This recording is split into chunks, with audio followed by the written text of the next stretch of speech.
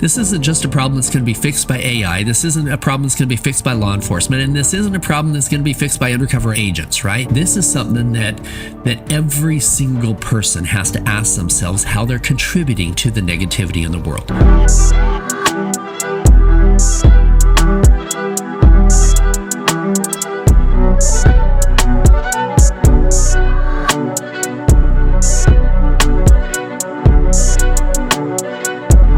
If you had the power to save a child, but it meant risking your own life in a foreign country with no backup, would you do it? That's my question for you. Paul Hutchinson did that. Not once, but over 70 times across 15 countries.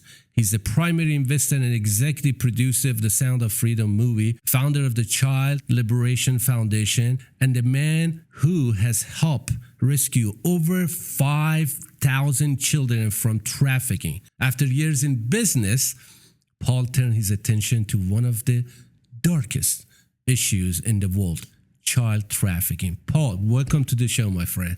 Thank you, Rami. Incredibly grateful to be here. I am grateful to have you. I have a question. This is, you were the hardcore entrepreneur, making millions as a serial entrepreneur with you built 15 successful businesses, man.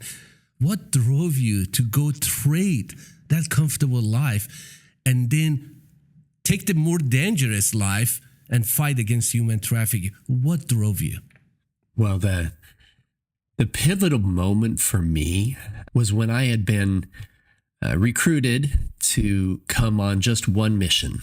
It was the one that we highlighted in the movie Sound of Freedom in Colombia. And I remember at one point I was sitting down, just like you and I are right now, sitting on a chair, and these traffickers had brought a bunch of children that they were selling their innocence to me and the other operators. And sitting here in this chair, I was almost eye level with this little girl as she was standing up. She had a little kitty cat shirt. She had her hair in braids. They had put makeup on her face. She was 11. And she had been crying for the last 10 minutes. So scared of coming to meet me, the man that was supposedly going to take her innocence. And I was so glad that we were there and not some monster. And looking at her in her eyes and seeing the fear that was there, I made a commitment to myself, to God, to that little girl, that I would dedicate my life to eradicating that evil. I couldn't imagine continuing in my life with the cars and the jets and the helicopters and the parties and all of this stuff, knowing that kind of thing was happening. Some in our own backyards, some in second and third world countries. And that was the moment that changed my life. I got a goosebump when you were talking about it, because it's hard to control yourself when you're sitting in that environment and basically the trafficker brings you his inventory and says, here you go. And I don't know how you did it, but if I was there, I would jump him and cut his throat. I don't know. Imagine that girl. She really thought that you were one of the clients. Yeah. Is that right? Like you were sitting in yeah, that's why I was posing. This trafficker had he had this idea that he had this piece of property that he had inherited from his mom. He was trafficking children, but he had this idea that he wanted to build this resort, this place that he could sell his inventory to wealthy Americans and make millions doing so. And the plan was I was supposed to go in undercover, pretend to be a wealthy buyer and a wealthy investor in this horrific business plan. And And I told the traffickers, listen, I'll consider funding your project if under one condition. We're going to have a party. I'm going to bring some of my friends. We're going to bring the kids. You guys bring all the kids. And this is how we got him to call all the other traffickers and get them to bring all their kids to the same place at the same time. I told him, if I'm happy with all of the inventory that you have, then I'll fund your project. And, I remember this was 2 weeks before when I sat down with this little girl.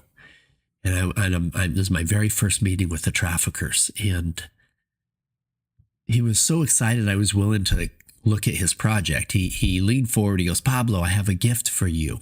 It's like, what's your gift? And he hands me his phone, and there's a picture of this little 11-year-old girl, the same one that he brought there with the pigtails and the braids and the little kitty cat face. And he showed me this picture of her. In the movie Sound of Freedom, my character was portrayed by Eduardo Verostegui. He played Pablo, the wealthy fund manager who quits his job to go help rescue kids. And in the movie, my character said, no, I don't want to go, as too dangerous, whatever. In real life, I was already there when that happened. See, in the movie, I said, I don't want to go. And it wasn't until he showed me a picture of this little girl that transformed my life. In real life, I'm literally sitting in front of these traffickers, and he goes, I have a gift for you. And he shows me this picture of this 11-year-old girl. He said, this is Princess. She's 0 kilometer miles. And that's the first time that I knew that I was looking at a child that was being sold for the unthinkable. And that galvanized my commitment to make sure we did whatever needed to happen to take these guys down. And in that operation, they had showed up with 54 children in Cartagena, over 120 children total between 3 separate cities on the same day. It was the largest child rescue mission in one day in history that I knew of at the time. And what was interesting is when I accepted the call to go, my business partner called me and he goes, Paul, he says, you're set. He says, have you thought through this? He says, this is really dangerous. He said, you're set. You can sell out today, buy an island, be happy the rest of your life. I said, John, would I really be happy if I bought an island, if I bought another helicopter, if I had 2, right? If I had a bigger house, I had a house with 10 bathrooms, all this bullshit that didn't matter. I said, would I really be happy? I said, tell me this, John, if I was doing something else dangerous, if I was climbing Everest tomorrow, you and I would have the same conversation. He goes, yeah, we probably would. I said, when I'm 95 years old, I'm looking back on my life. I say, I climbed this mountain. I helped build this multi-billion-dollar company. I helped rescue this many children. Which of them matters? And what was interesting is moving forward, I had started doing some other missions because that had changed my life so much. And I remember I was dating a girl who we were getting pretty close. And she said, Paul, I don't want you to go back out. It's way too dangerous. And I had just gotten back from a pre-op where I had met some of the kids the traffickers were selling, and we were waiting for the opportunity to be able to do the sting to take them all down. And we were going back down in the next week. And she said, I don't want you to go. That's just way too dangerous. And she had 2 little boys at the time, her sons. One was 9, one was 11. And they had a little girl that was in the neighborhood that was playing with them. And this little girl, I think her name was Jessica. And I said, Jessica, come over here for a minute. She came over to the table and I said, how old are you? She said, I'm 11, almost 12. I said, and what do you do for fun? She said, I like to sing. I like to dance. I like to play with my friends. I said, and what do you want to do when you grow up? She goes, well, maybe be a dancer or maybe be a nurse. Beautiful dreams for a beautiful 11-year-old girl. And I had her go play with the kids, and I turned to my girlfriend at the time and I said, the kids that trafficker showed me yesterday were her age. And if I don't go back down, they could be sold for the unthinkable to somebody else. They deserve to want to grow up to be a dancer, to be a singer, to be a nurse. Why some of us, we don't understand that this is happening in our own backyard, the United States. And then we all thinking that I have to see it to believe it. If you guys who listen or watch this, you got to believe this problem exists. But for some reason, somehow, some of us, we are ignoring it. I don't know, Paul, what it is. Is it the politics? Is it the money? I know that our government or other government, they know this is a problem, but nobody's going to fund it. That's what so many organizations like yours exist to fight against this. Maybe they understand it. Maybe they ignore it. I don't know. Maybe you have that answer for me. Like you took the Sound of Freedom to many studios. They didn't want to do it. They didn't want to have to deal anything with it because they want to take control of the whole thing. Yeah. But if you do that, you can't just really draw the whole picture. Exactly. We went into Sony and Lionsgate and Paramount early on with the story of that first rescue mission, Colombian. They wanted to. They were interested, but they wanted full literary control. They could change anything, make it, whatever they wanted. And, too much in Hollywood is not in line with what we as Americans really need to learn to help keep our kids safe and to understand the darkness that's out there. A lot of them are involved. Sadly, we finished the movie Sound of Freedom. We finished it 5 years before it ever got distribution. We were turned down everywhere. We were turned down by Netflix. Netflix turns down Sound of Freedom, yet they would have the TV series Cuties, right? A bunch of 10-year-olds running around dressed like strippers. Are you kidding me? And so it's becoming more and more evident now with the P. Diddy trials and stuff of how many people in Hollywood are sadly involved in some very dark sexual behaviors. And so we need to be aware. We need to be aware of how they live their personal lives and what their agendas are in trying to take us away from our moral foundations. And they didn't want to have these conversations that you and I are having now. They didn't want to have us having these conversations. They didn't want us to have these not only on air, not even around our dinner tables. It was not polite to have a conversation about child trafficking, but it's important to know that there are more today. And I'm not talking about just children being abused in the home. I'm talking sold human beings. There's more today than all 300 years of the transatlantic slave trade put together. But beyond that, the ones that are being abused in their own homes, that's a massive number, massive. And there's somewhere between 10 to 12 million children who are being trafficked. However, there's over 1 billion women on this planet who have experienced sexual abuse as a child. Most of them in their own homes. That's literally 1 in every 4 women that you know, guys. 1 in every 4. And most people don't talk about it. Especially men. The average age of talking about this going on in their own homes as a child, the average age is 52 years old. That's my age. I've raised my kids. I've built my career. If you're holding on to that pain in your childhood, it's coming out. It's coming out in low self-esteem, anxiety, depression, PTSD, addictions, all kinds of issues that people deal with. Guys will have these insatiable addictions to promiscuity or pornography, not realizing that a lot of that comes from unhealed childhood trauma of their own. And hurt people hurt other people. So we need to recognize what we need to do as humanity to heal what we need to heal so that this isn't a problem for our kids, grandkids, and beyond. I remember when the Sound of Freedom movie came out, I went to movie theater and watched it, and the guy was in front of me said, I heard this is a great action movie. I got mad. And, and I said, sir, with all due respect, this is not an action movie. This is a movie that will educate you, and then you have to take action based on what you see, what you feel.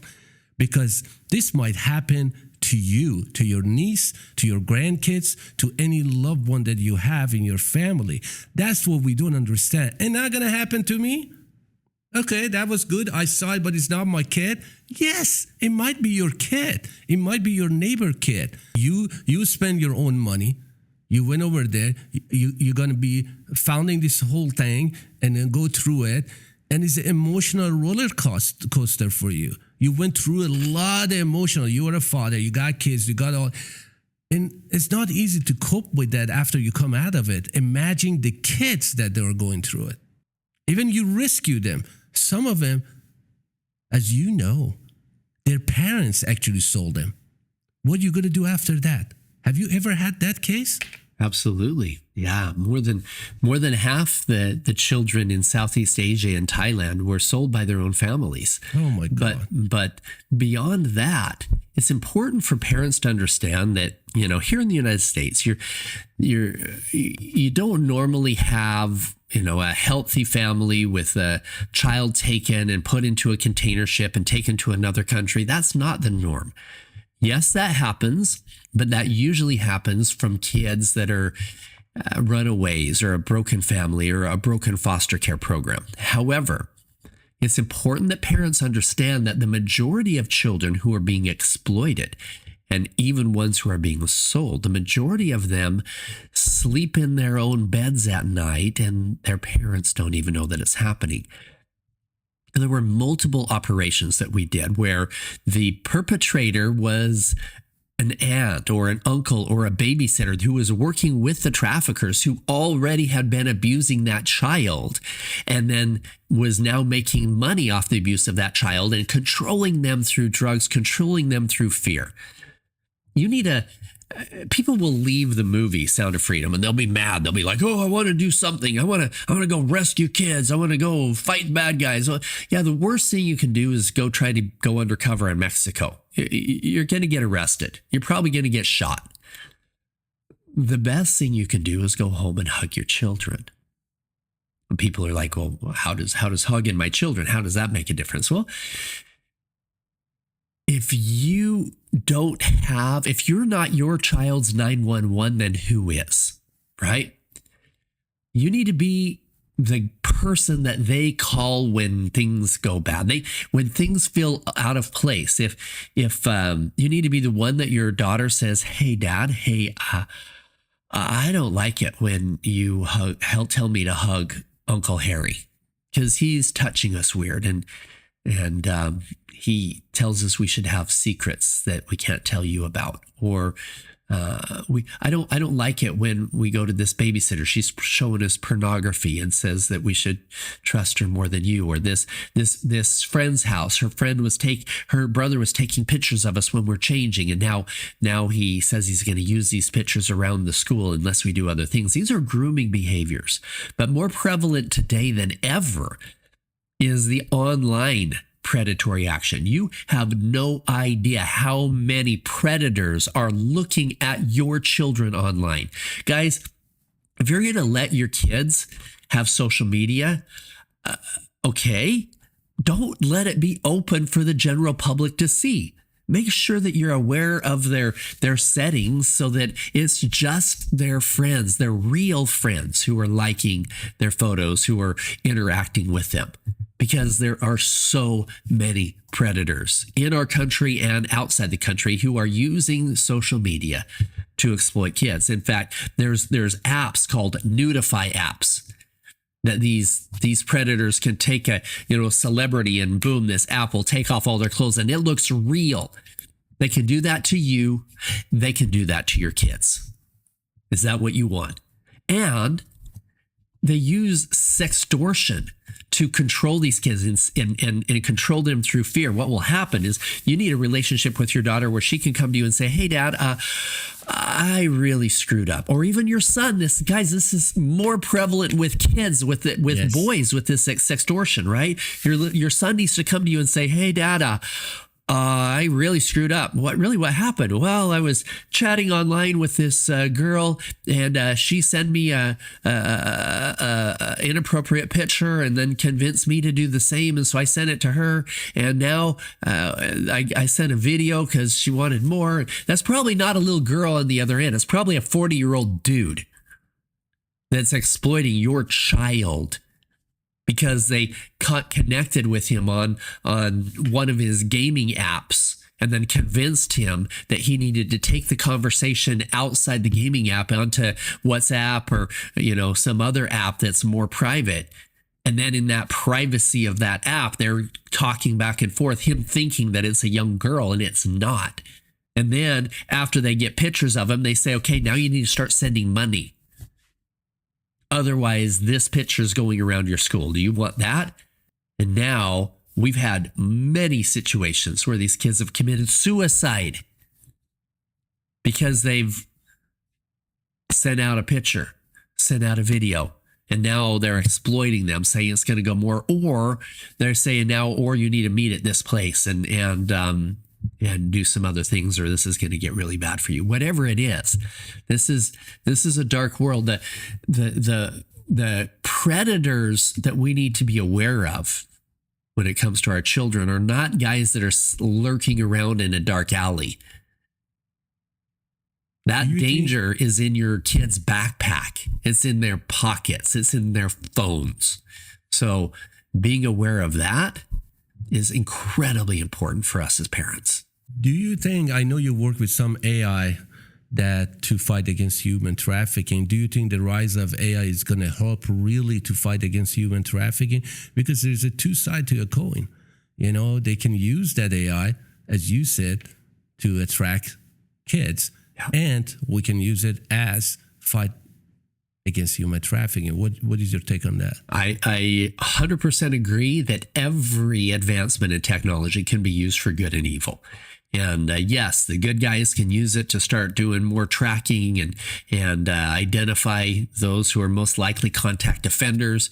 We had a sister foundation that we worked with years ago who they have a piece of software that goes into the dark web. These guys think that they're anonymous. Now, this is going to make some of your guys sweat. If they've got stuff on their computer, they're going to throw it away today. So, gals, if your husband hears this and throws his computer away, maybe there's a problem, right? So this software goes in. These guys thinking that they're anonymous on the dark web because they're sharing files, and they'll go on. If you remember years ago when we had the Napster, where we were sharing movies, we were sharing songs, and you would say, hey, I want Def Leppard, Pour Some Sugar on Me. Boom, you send it out, and 100 other computers will open up their files, and you'd get 1% from each of them, and boom, you'd have your song downloaded. Wow, I've got free stuff. It was illegal, guys, right? Well, guys are doing that same thing on the dark web today. And in some of these file sharing networks, they're going in and sharing horrific videos, horrific pictures. And this software goes in and it pretends like it's a perpetrator.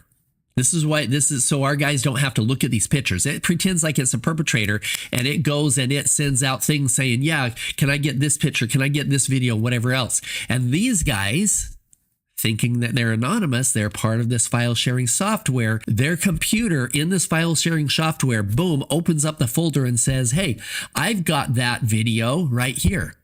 So there's nothing unconstitutional. They literally opened up within this software, opened up their file, and it said, oh, I have that video. So boom, we know that computer has that video. Boom, boom, boom, boom, boom. We know all these computers that opened up and this software is able to do it. In 1 month, just with this software, not catching everything, in 1 month identified in the United States over 8 400,000 unique individuals who downloaded a child rape video. That's a massive number. Massive. That's massive. And it's identifying algorithms to figure out. And what it does, people are like, well, I masked I went through a VPN, so I'm masking my IP address. Guess what, guys? Your IP address is not the only way to identify you. There's a global identifier number attached to every single computer that doesn't change. And boom, when it opens up and that file is there, it can ping, it can identify the global identifier number of your computer, of your phone. And then every time you log in with that global identifier number anywhere else, boom, it shows up again. So guys, you're thinking you're anonymous. You're not.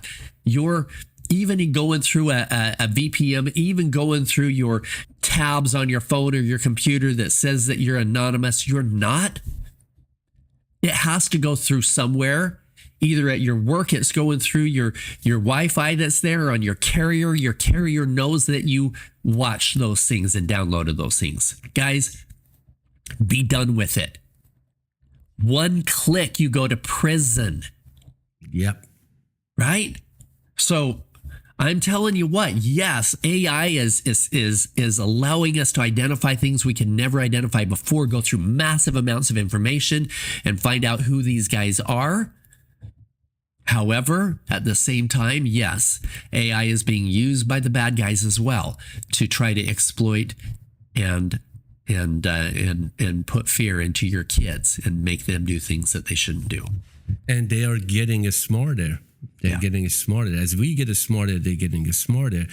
But prior to you coming out actually saying, okay, I'm supporting the fight against human trafficking, you were undercover. How did you take all those years taking it in, but not talking about it? It's tough. It is. It's tough. I took down my social media, all of that stuff. And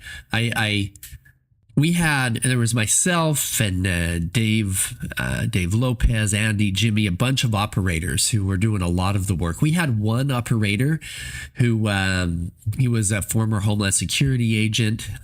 He wanted to go public. He wanted to be on CNN, ABC, and have his face out there. And we were totally good with that because somebody needed to be the face of it. And so we put a lot of credibility on him. In fact, even doing the movie, we had Jim Caviezel play the part of a Homeland Security agent who did this stuff. The truth is, a lot of those missions were done by a lot of operators who were involved in some of them in different countries, etc. We took about 8 different missions, put them all together into one storyline.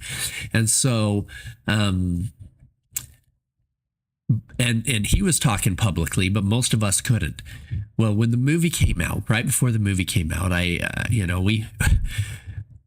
we didn't have any distribution on the movie. It was dead. We couldn't do anything at all. Nobody would distribute it. So my wife, my daughter, they're like, Dad, you need to go public.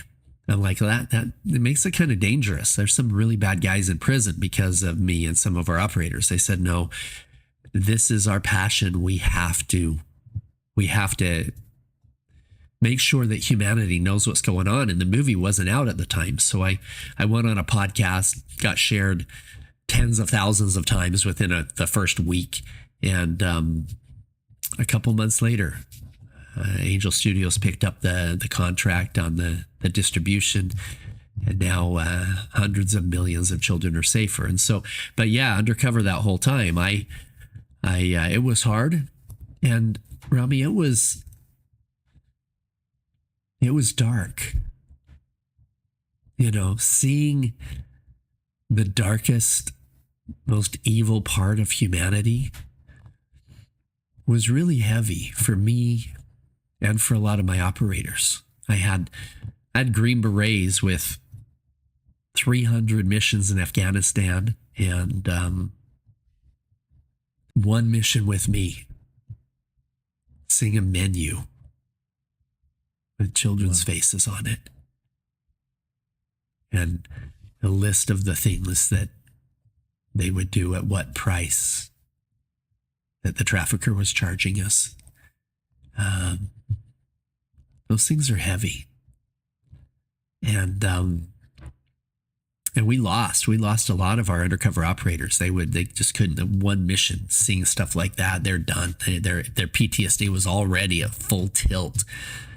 And sadly, globally in the United States, we have over 20 veterans a day who are committing suicide because they're dealing with so much darkness, PTSD, etc. And so, that's something to recognize as well, is how to fix that. And beyond that, we as humanity need to each take a look in the mirror and say, what do we need to do to show up differently to fix this problem as a whole? This isn't just a problem that's going to be fixed by AI. This isn't a problem that's going to be fixed by law enforcement. And this isn't a problem that's going to be fixed by undercover agents, right?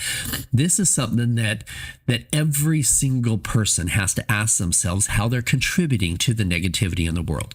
Now, hopefully nobody listening to us today would ever hurt a child.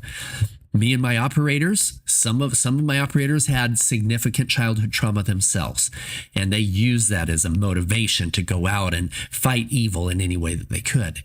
However, some people allow that same childhood trauma of their own to come out in low self-esteem, addictions, anger issues, and in some cases, passing on that trauma in the form of verbal abuse, physical abuse, and in other ways abusing children. And so it's so important that we each take responsibility for our own shit. That's the truth, And for me, I had to recognize, I thought that traffickers, when I went in and I saw my first traffickers, I thought these guys would have tattoos on their necks and earrings in their noses, right? No, the first traffickers I met were businessmen, clean cut, polo shirt. And I'm like, wow, these aren't traffickers. And I realized, no, the common thread over the 10 years of undercover, the common thread with all the traffickers and the perpetrators was arrogance and greed and lust and addictions and unhealed childhood trauma. These are all things that all of us deal with in some way. I had to look in the mirror and ask myself, Paul, how has your unhealed wounds, how has your arrogance, greed, and lust showed up in your life?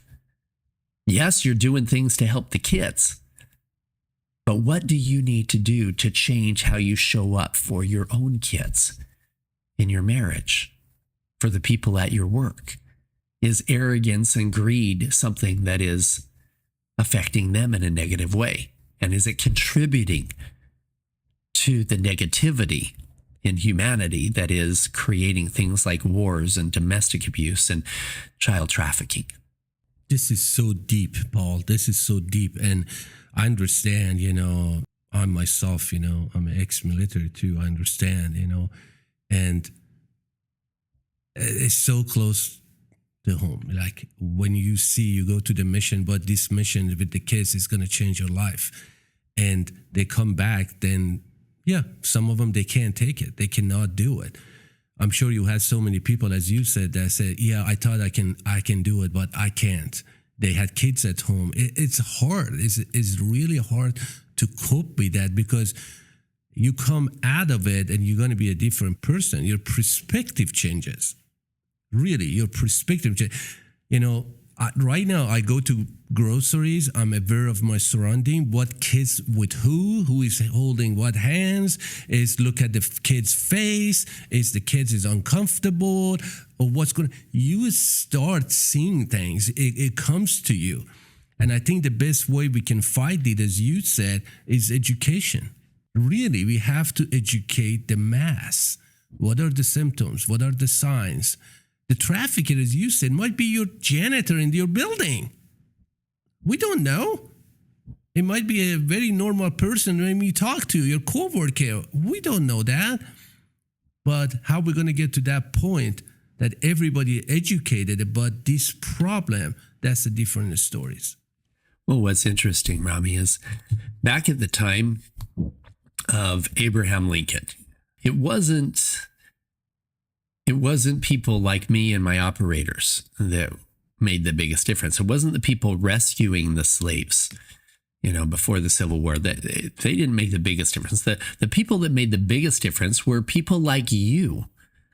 They were influencers with audiences. So like Harriet Beecher Stowe, she wrote a book called Uncle Tom's Cabin, which was the podcasts of the age, right? It's where good people were able to get educated as to what was going on in the South.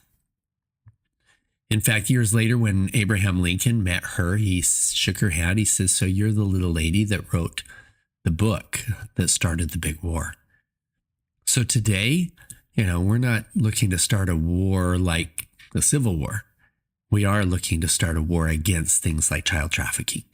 And it's going to take awareness with good people throughout the world as to what's going on truly in their own neighborhoods and in other countries, and what we can do to come together to fight this evil. And during the movie, I know you work with Jim, which is the perfect.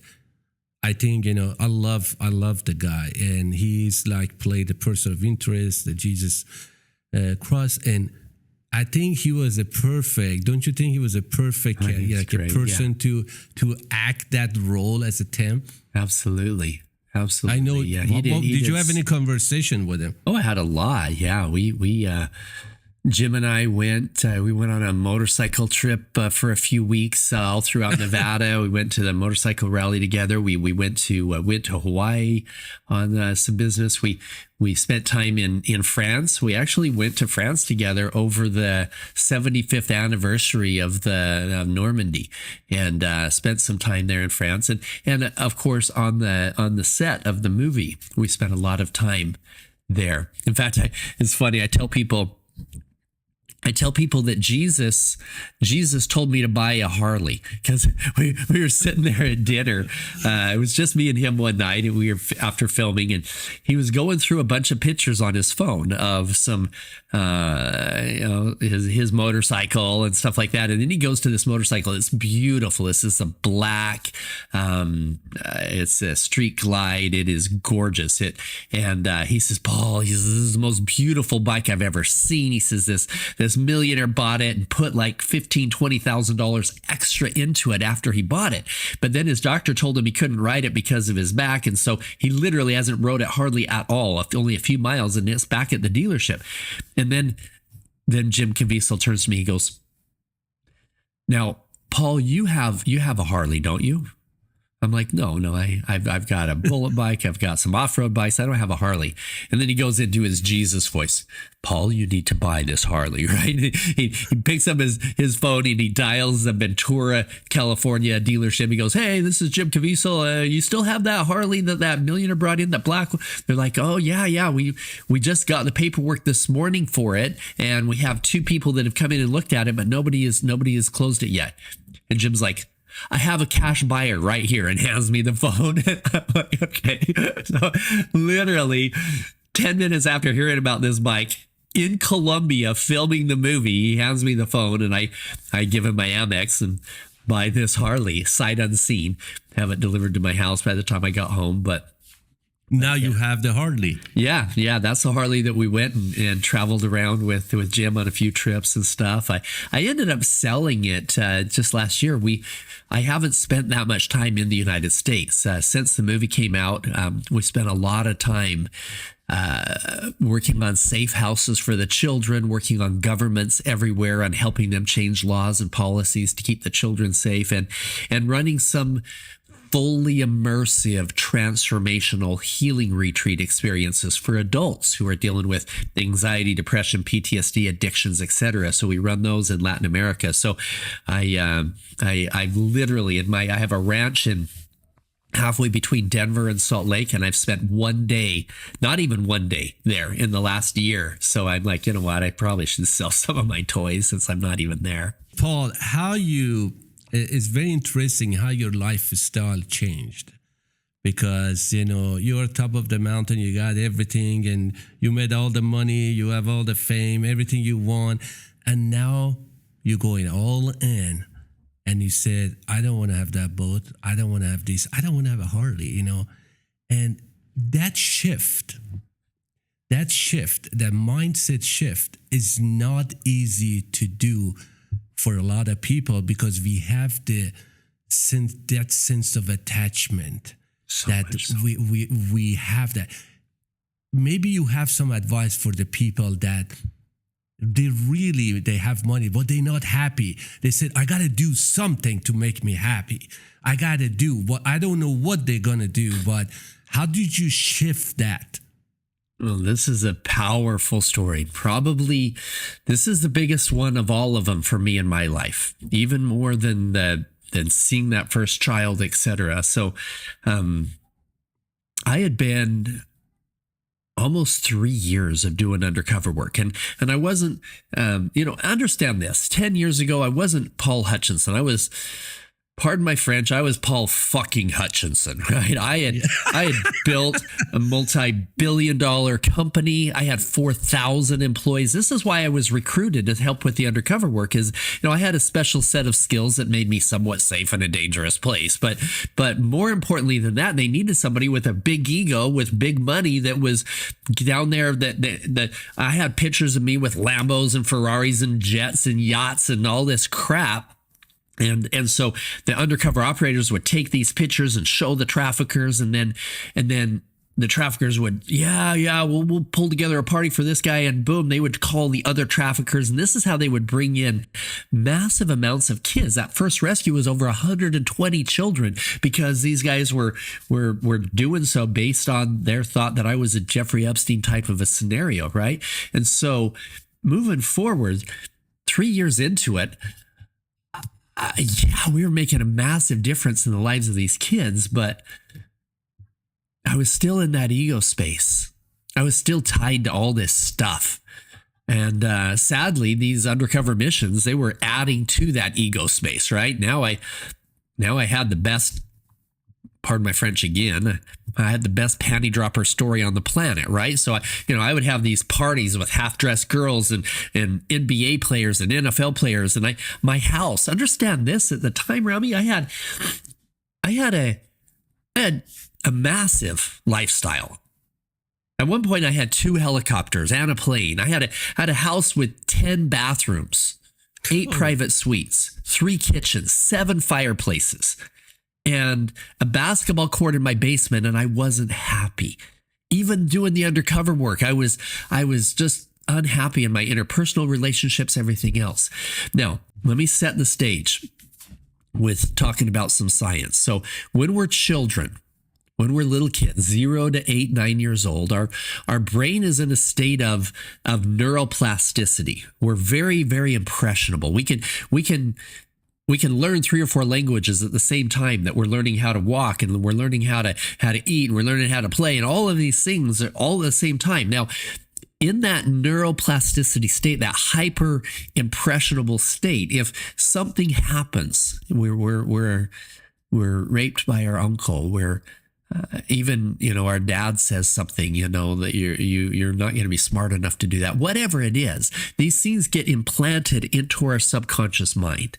And we spend our whole life trying to fill holes that are almost an insatiable hole to fill, or we're trying to cover up for some pain that was there. And it comes out in anger issues and addiction issues and low self-esteem and anxiety and depression, et cetera, et cetera. And so we're all trying to go through this life holding on to all that trauma of our past. And 95% of our life is driven by that subconscious mind. So after 9 or 10 years old, to get something new into our subconscious mind, it takes 21 days to create a new habit. So I had developed a company in my early 20s that helped people overcome anxiety, depression, PTSD, addictions, childhood trauma. I had 50,000 people a month calling in off of an infomercial. We provided a personal coaching program for them to help them break through that. That company I sold for a lot of money when I was 29 years old. That's what helped me start investing in real estate, et cetera, and beyond. And so I know that space. We had a cognitive restructuring program, something that through our workbooks and our audio programs, et cetera. But then the massive success that I got added on to my own problems with this massive ego, et cetera. So that's kind of the stage setting. This is where I was 10 years ago. And And I got a phone call from two of my undercover operators that changed my life, even more than first seeing Trafficking. And we were blowing through operators. Like I say, we had, Green Berets and stuff that one mission with us and they're done. So Andy and Jimmy called me together. Andy had done 22 missions. Jimmy had done 13. And they said, Paul, we think you should come with us to this healing retreat. I'm like, healing? I don't need to heal. I'm Paul F. and Hutchinson. Everybody wants to be me. They're like, no, you're on your second marriage, headed for a divorce. Your kids don't talk to you. You think that happiness is going to come from another girl, another car, even another rescue mission. And you're still empty inside. And they had a doctor that was she was a therapist and a trained facilitator and this is super important. This is going to set some people back. Some listeners are going to be like, oh, wait, okay, I'm just going to tell you. She had trained for years on the proper use of psychedelics when it comes to helping people break free of their own childhood trauma. I'm talking things like psilocybin. Some people have used like ketamine and things like this. And now, at the time, it was 10 years ago, I'm like, wait a minute. Psilocybin, that's like mushrooms, right? That's a Schedule I drug. That's as dangerous as cocaine, right? Well, here's the truth. And guys, you can do your own research on this. And this is important for us to pay attention to this because within the next couple years, these things will be decriminalized in the US, according to RFK and Trump and others. And it's important that we as adults understand the proper use versus the improper use and how dangerous they can be in the wrong hands and how helpful they can be in the right hands. So psilocybin, the truth is, not only is it not dangerous like cocaine, it is literally safer than table sugar. You would have to take 70 kilos of it before it became lethal. That's more than how much sugar would become lethal, right? 70 kilos in one sitting. There's never been a case of addiction. There has never been a case of overdose. Not one, ever. And when used properly, can create a situation. What it does is it creates a temporary state of neuroplasticity. Remember, we were talking about what happens when we're 0 to 9, 10 years old, where your subconscious mind is very, very impressionable. So what can happen is it's kind of like reliquefying something that's permanent, right? Imagine a freeway where you lay the freeway with this concrete and nobody smooths it out, and there's a bunch of bumps, and you're going through life with those bumps that are just wrecking your car every time you drive on it.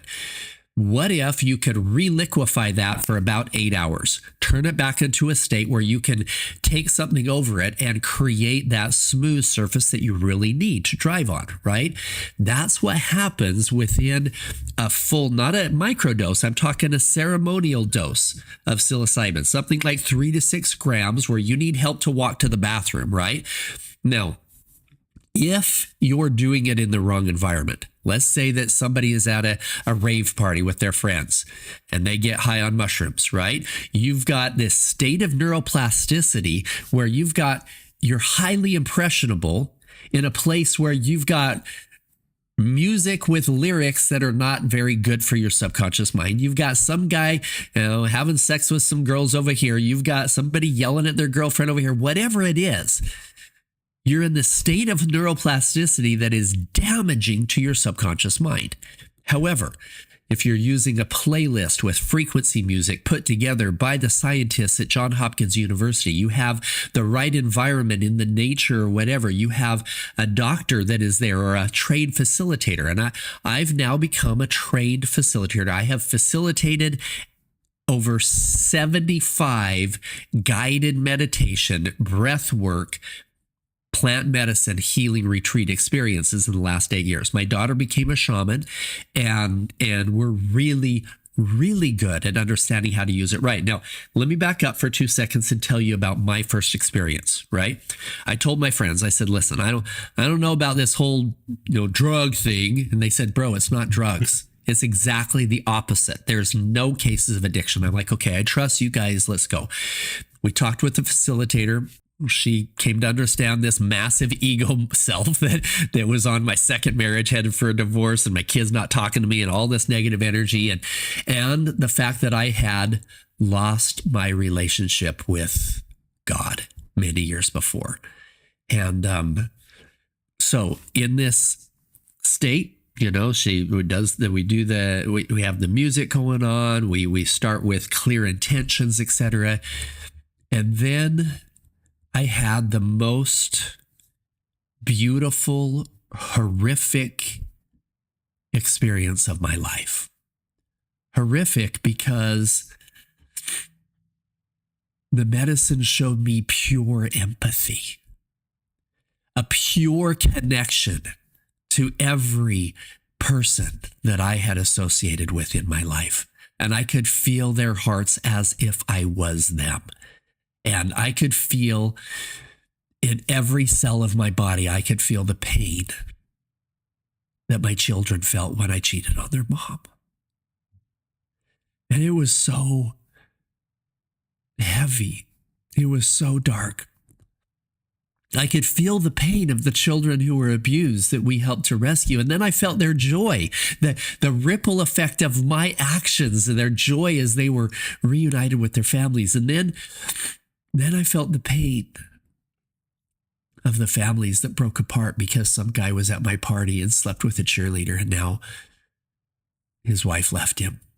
And then I felt the ripple effect of that action and seeing the potential future of his daughter now being in a fatherless home and her getting raped or the son getting involved with drugs or whatever. And the ripple effect of my actions, it felt like Satan himself had his foot on my chest and I was 600 miles in the dirt.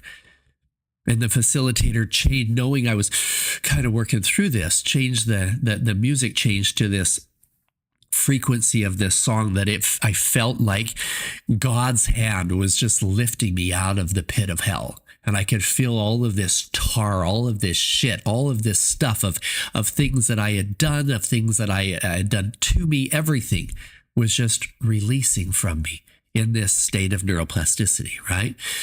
And then the facilitator, we were sitting there kind of processing what had gone through. We were talking about it. And there were some Greek gods, this statues that were on the mantle. There was Poseidon and Zeus and Atlas was holding the world on his shoulders. And I told her, I says, I feel a lot like Atlas. I was still a little bit in my ego space, right? And I says, I feel like Atlas. I've got thousands of employees. I feel like I have the world on my shoulders, but look how strong God made me. I pointed at the stomach of this statue. And she smiled. She's listening quietly to my ego self. And she said, Paul, she said, I honor you for seeing some strengths in those statues. She says, but you know as well as I do that those were mythological gods. She said, what about your relationship with him? And I had a picture of Jesus. I call him Yeshua now because that's what his real name was when he was on earth. And I said, I don't qualify for a relationship with him. Well, she said, well, why not?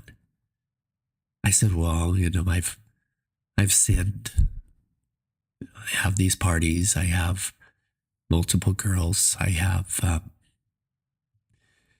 said, plus, years ago when I left the church of my youth, and I grew up in Utah, and I left the church there about 20 years before. I says, when I left the church of my youth, I was told by my bishop until I was rebaptized into that church, I wouldn't have the Spirit of God with me. And she said, do you really think that that's true? And I'm like, well, no, I try to do good. I actually, feel his guidance when we're helping with these kids and the undercover work. She goes, why don't you work on that relationship for a while? So, here I'm on my mushrooms. I'm barely walk, right? And I stand up and I try to take down this statue, and she helps me pull it down off the mantle, and I sit on the beanbag for the next 2 hours, holding this statue, reestablishing a relationship with my brother that I hadn't had in many, many, many years, maybe my whole life. And so from there, it was so profound, that experience for me. I started studying the different plant medicines, became a facilitator. We brought a bunch of my undercover operators through that healing retreat, releasing years of PTSD. And we brought in women who had dealt with severe childhood trauma. 10 and 20 years worth of therapy weren't fixing anything. And within 3 or 4 days, they were able to get more out of that than 20 years worth of therapy. And so, it's a beautiful tool, but it needs to be used with guided meditation and breath work and a guided facilitator and miraculous changes. And so anyway, that was my massive breakthrough many years ago.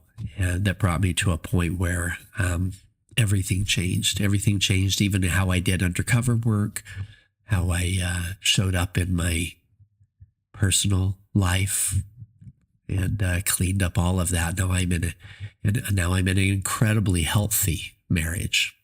Actually met my wife in Haiti. I tell people meeting a beautiful Colombian actress is kind of cool, but when she's donating her time in an orphanage in Haiti, wow, that's really cool. Amazing, Paul. And this, let's call it a soul cleansing. I call it a soul. I was thinking to do that the same for myself, because I suffer from PTSD still. I can't go out there on 4th of July. I know a lot of people do. I got to be home and with the dogs and watch TV. But how that changed your relationship with others? Imagine that this is fucking Big Paul out there making money, because you have a network of the people that, come on, when they're honey, the bees are coming. You got all that people around you. How did you, after this breakthrough, how did you break and cleanse those relationships?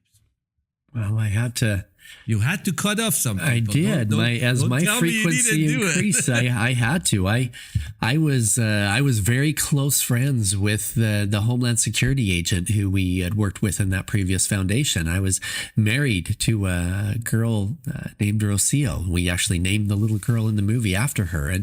But she was doing a lot of those parties. She was helping putting them on, and other friends. That I was in a business with some guys that I remember him bragging about the prostitute he was with the night before. And as I started just breaking free of that low frequency energy that I was involved with, it created a division between me and those people who were choosing to stay in that space. And there were people involved with the movie. There were actors involved with the movie. There were other people that were involved in helping to fund it. There were people involved with some of my child rescue work, that some of them were part of this transformation with me. Guys like Andy and Jimmy and Jeremy and Glenn Devitt and Dave Lopez. And these were powerful undercover operators with good hearts that went through their own dark nights of the soul with me, and then transformed everything and came to this incredible, beautiful space of transformation.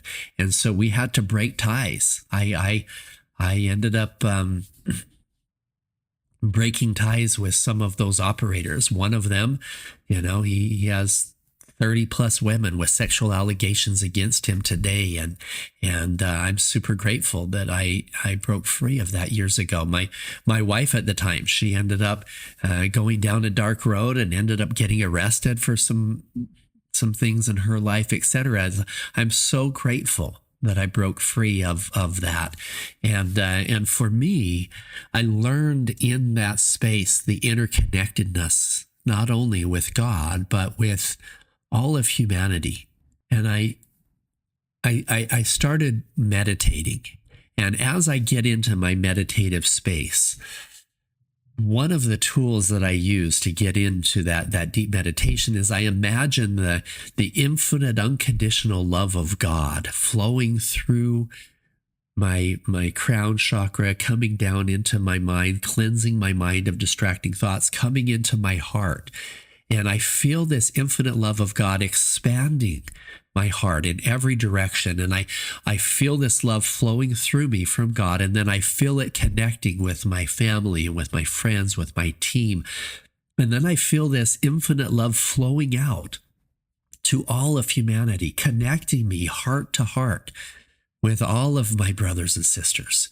And I have to feel that unconditional love regardless of where they are, and recognizing that my actions are truly having an effect on them. And so that interconnectedness with all things and with humanity is something that I do every day in that meditation. And it's incredibly beautiful to be able to start tuning in to that voice of truth that we all have access to. Every one of us has that divine light within us. Every one of us is connected with each other, with God, and recognizing that is something that made me move on from just the Child Liberation Foundation into creating Liberating Humanity. Because that's what it's about, all of us liberating ourselves from those things that don't belong to us. I love the story of the man sitting on a couch, and his little boy comes in. His little boy's like, Daddy, I want to play baseball. And the daddy's like, oh, I'm busy right now. The little boy, a little while later, Dad, please, let's play baseball today. It's a pretty day outside. And the dad's like, and he turns the page, and there's a picture on the newspaper of a map of the world. So he tears out this map, tears it up into a little piece of paper, and he throws it on the floor. He goes, son, you need to learn your geography. Go get some tape together every single country, exactly where they need to go. And if you do that, I'll go play baseball with you. Well, he thought it would take a few hours. It was like 5 minutes later, this little boy comes back, and it's taped together perfectly.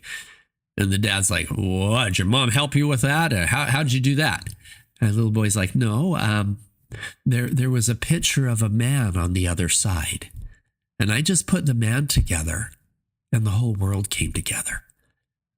That's really the answer for all of us. We can go out there and try to go rescue kids. We can go try to change the world. We can try to, outward, whatever. But until we pay attention to the man or woman in the mirror, once we do that inner work, then that ripple effect of good will indeed help change the world. I believe that you have to really connect with yourself and change yourself first. Those events can be a motivator, but at the end of the day, as you said, it's all about us, how we look at ourselves in the mirror and what we have done. Why Paul Hutchinson is so vulnerable.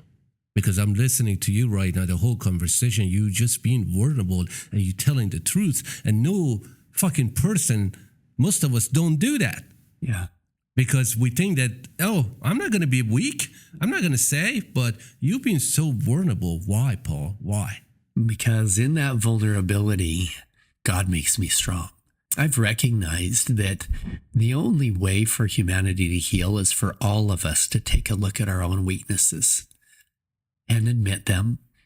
So many guys are like, I don't want to talk about that thing that happened to me when I was 8, by my uncle. That was, if I do, people are going to think I'm less of a man. No, you won't. No, it won't. You were 8. That was a horrible thing that happened by somebody that was holding on to a lot of trauma. And, part of what we do at our retreats, we have people come down for full 7-day, fully immersive transformational experiences. And one of the things that we do is we take them through a deep meditation, going from their beta into their alpha, into their theta state, almost into a delta state in their meditation. And in that space, I do what I call a Ho'oponopono, which is it's a Hawaiian term for this prayer of forgiveness and release, not only in releasing that negative cords and ties with people who have wronged us, but even a past version of ourselves that isn't aligning with the best versions of us now. And I talk about a lot of that in the Sound of Freedom book. The movie Sound of Freedom created massive awareness with good people everywhere, but not a lot of tools.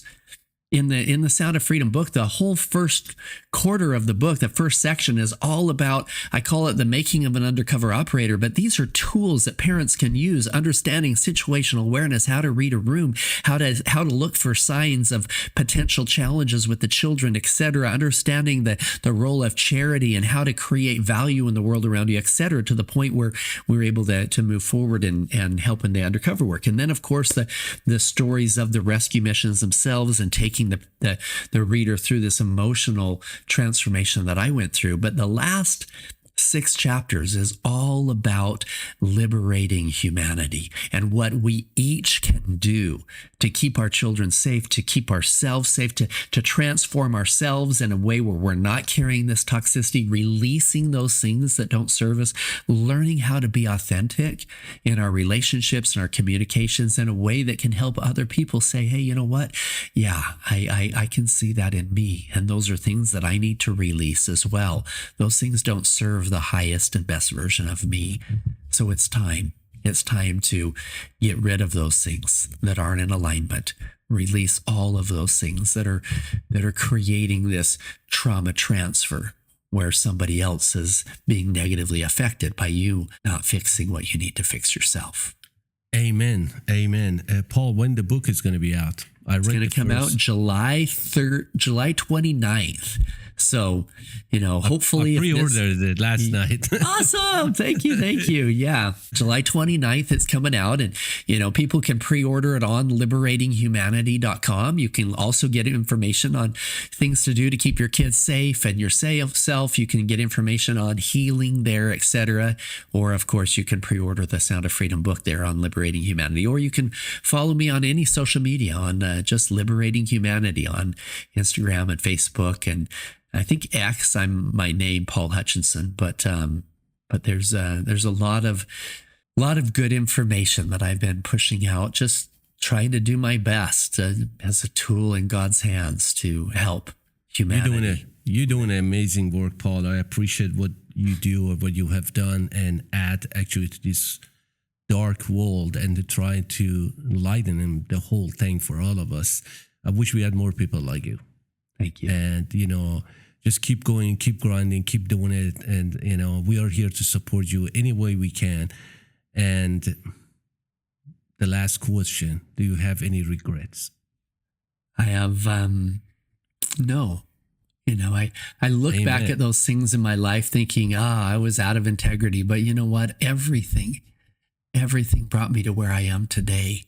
In my meditations, I also teach the importance of the high frequency of gratitude. Gratitude for all that is, all that was, and all that will be. And in that loving space of infinite unconditional love and that high frequency of gratitude, we're able to navigate the road ahead. I believe that gratitude for things that you have not achieved yet in your life, that gratitude for those things that you're bringing into your life is the purest form of faith.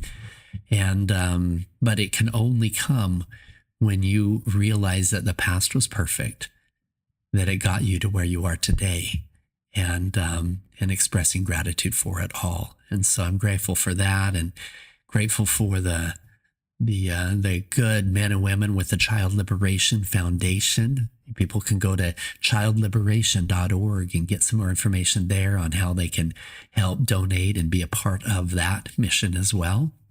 And so incredibly grateful for you and your audience and for everybody who is listening to us today. And I believe in you. Every person that's listening, that you can release all those things that don't serve you, and together we can create a brighter future for ourselves and our future generations.